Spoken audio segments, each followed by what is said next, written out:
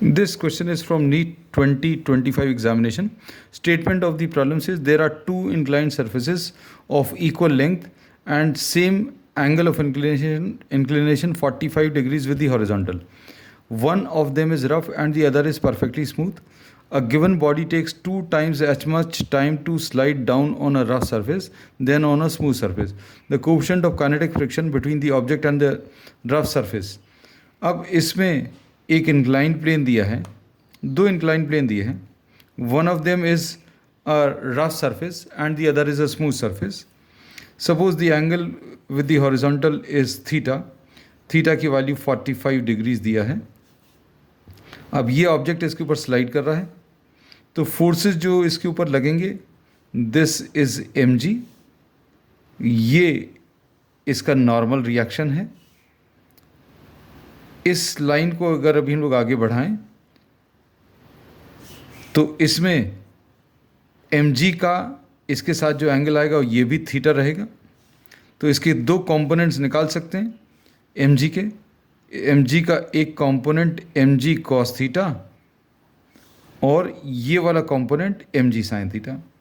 As a rule याद रख सकते हैं कि component which is acting down the plane is mg sin theta और ये फोर्स ऑफ फ्रिक्शन एफ के काम कर रहा है. स्मूथ सरफेस में this will not be considered. Smooth surface में फॉर अ स्मूथ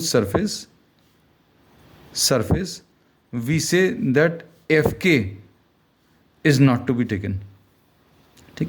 अब इसमें जो force acting down the plane, force acting down the plane, this net force will be equal to mg sin theta minus fk. अब mg sin theta तो ये लिखा हुआ है, fk को अभी हम लोग म्यू के इंटू एन लिख सकते हैं, लेकिन ये n किसके बराबर है? n is equal to mg cos theta. तो ये mg sin theta minus mu के इंटू n की वैल्यू किसके बराबर? mg cos theta. तो ये नेट फोर्स आ गया. अब इससे एक्सेलरेशन निकाल सकते हैं. Acceleration will be force divided by mass. तो ये आ जाएगा g sin theta minus mu के into g cos theta. This is the acceleration for the rough surface. अब acceleration for the smooth surface में हम लोग क्या करेंगे? We will not be taking this friction. ये फ्रिक्शन वाला पार्ट नहीं आएगा. एनालिसिस बिल्कुल सेम है. We are not redrawing the diagram. So acceleration for the smooth surface सिर्फ नीचे की तरफ mg sin थीटा काम करेगा.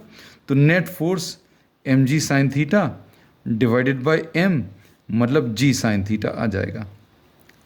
थीटा की वैल्यू इज 45 डिग्रीज.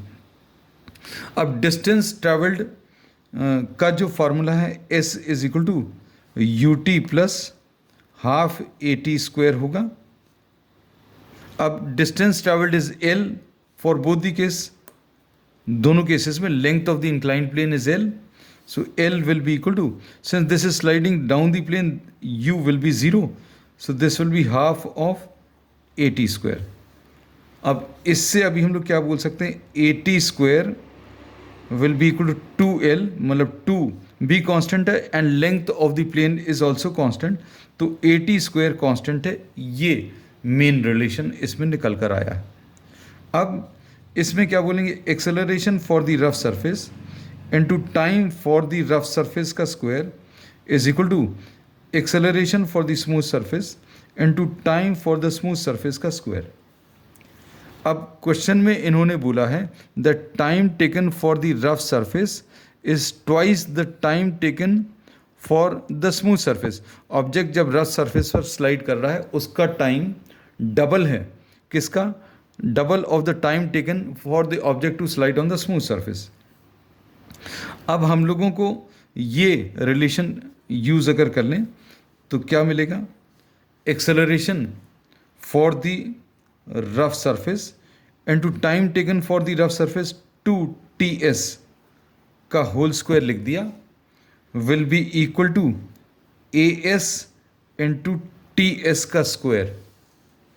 अब इससे क्या मिलेगा, 4 times acceleration for the rough surface will be equal to acceleration for the smooth surface. अब इस स्टेज पर अब हम लोग इसमें वैल्यूज़ सब्स्टिट्यूट करेंगे और सिंप्लीफाई करेंगे।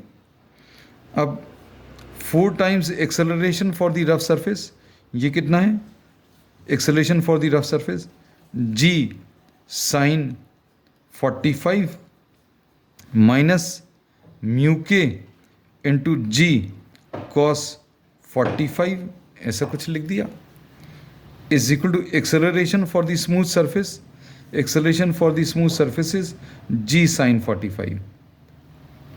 अब इसमें अगर आप ध्यान से देखें तो साइन 45 और कॉस 45 की वैल्यू सेम है, तो ये कॉमन निकलकर ये 1/√2 होगा, तो ये कैंसिल हो जाएगा, तो जी पूरे में से कैंसिल होगा, कॉस 45 और साइन 45 भी कैंसिल होगा, क्या बचेगा 4 इंटू यहाँ पर 1 बचेगा, ये म्यू के आ जाएगा क्योंकि जी कॉस 45 जी इंटू 1/√2, ये भी जी इंटू 1/√2, ये भी जी इंटू 1/√2, ये पूरे में से कैंसिल होगा। अब इसके बाद इससे क्या मिलेगा, 1 माइनस म्यू के इज़ 1/4, और इसको और अगर फर्दर सिंप्लीफाई करें तो mu k will be equal to 1 minus 1/4 which will be 3/4। So this is 0.75 which is given in the second option. So second option is the correct answer.